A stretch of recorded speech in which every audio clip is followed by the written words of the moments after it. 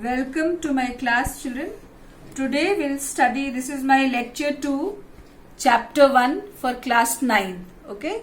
So today we'll study about states of matter. In the previous lecture we had studied about characteristics of the particles of matter. Fine.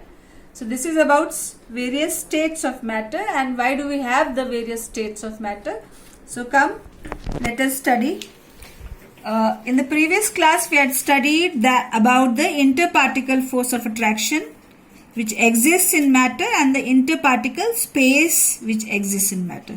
So these two characteristics play a very important role in deciding the state of matter. Okay. So matter can be classified as solids, liquids and gases, and these different states of matter arise due to difference in interparticle force of attraction and interparticle space. Now let us study about the solids in details. Before studying about the solids, you can see, look at the diagram. This is a solid that I have drawn.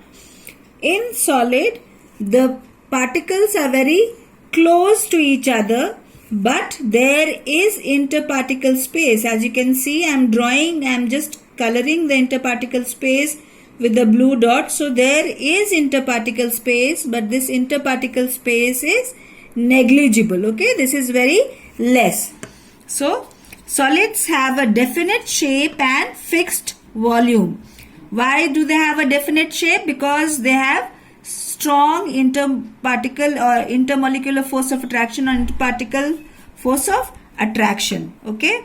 Now they have almost negligible ability to be compressed, and this ability to be compressed is known as compressibility. This compressibility is negligible in solids. Why? Because they are already closely packed and they have minimum interparticle space between them. They are rigid.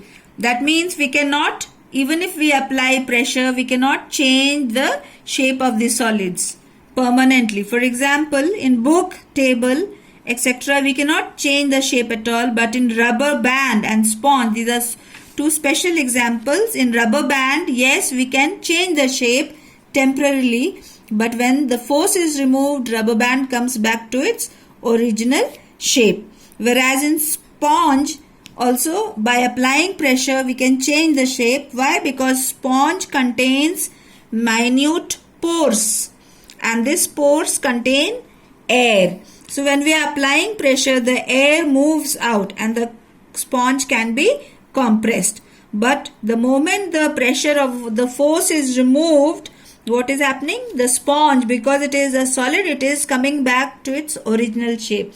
So both rubber band and sponge are solids and they come back to their original shapes on removal of the force. Okay.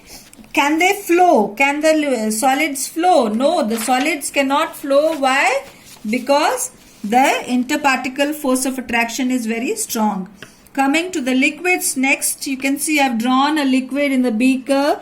The interparticle space, let me just shade the particles. The particles are shaded and the rest white portion at the back, it is space. You can see the space is large. The liquid particles can move in the entire volume. Okay, now let us study. They have no fixed shape. Okay, they only have a fixed volume. Their volume is fixed. That means the liquid cannot escape out, but the liquid particles can move within the volume. That is why the shape is not fixed. Okay, and the liquid takes the shape of the container.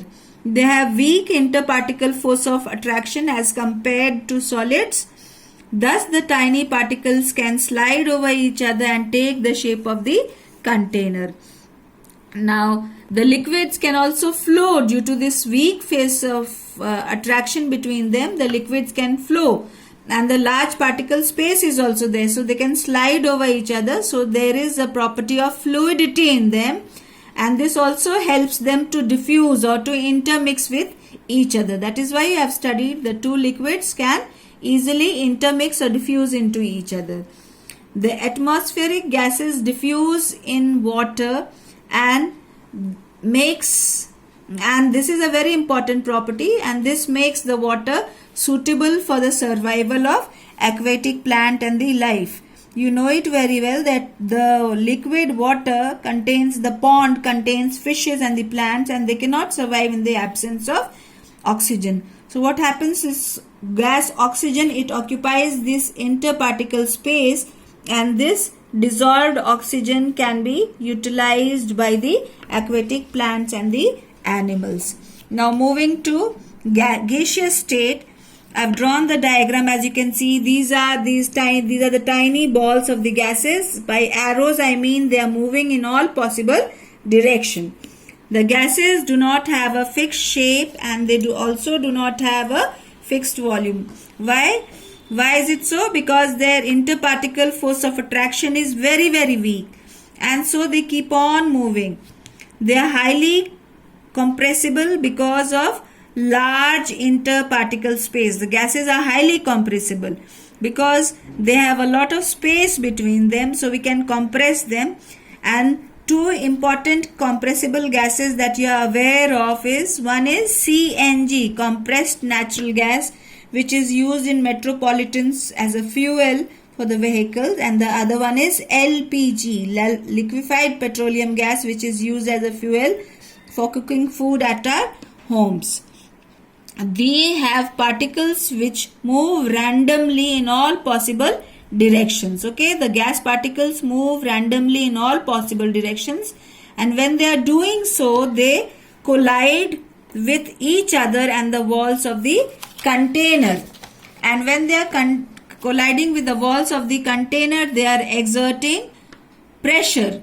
Okay, and as a result, the gases exert pressure.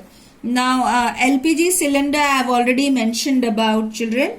Now there are few terms that you should know. Density. Density is mass per unit volume. So in a solid you can see many small molecules or the particles. There are many particles in a very small volume.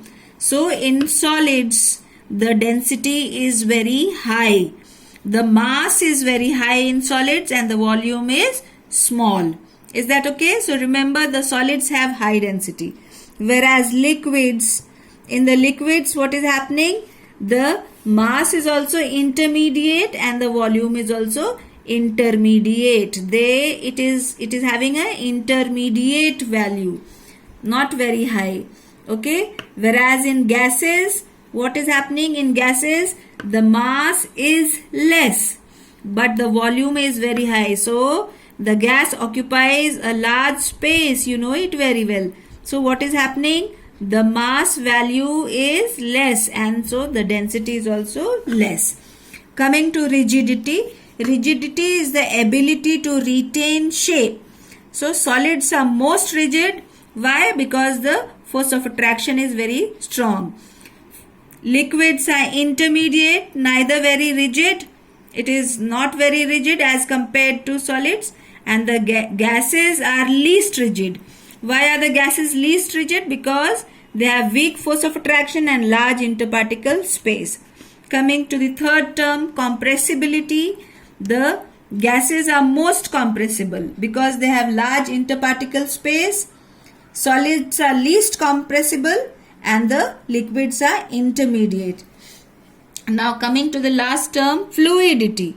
Fluidity is the ability to flow, and this fluidity can be seen only in liquids and the gases. Why do we see this only in liquids and the gases? Because liquids can have interparticle space, and gases also have large interparticle space. So they can move from one place to another. Okay, and their force of attraction is also comparatively weak as with solids in consideration. Okay, so with this I end up this lecture, children. I'll come up again with the lecture 3 or the third lecture, so that we can finish the chapter. Okay, till then keep studying and be healthy. Have a nice day, children.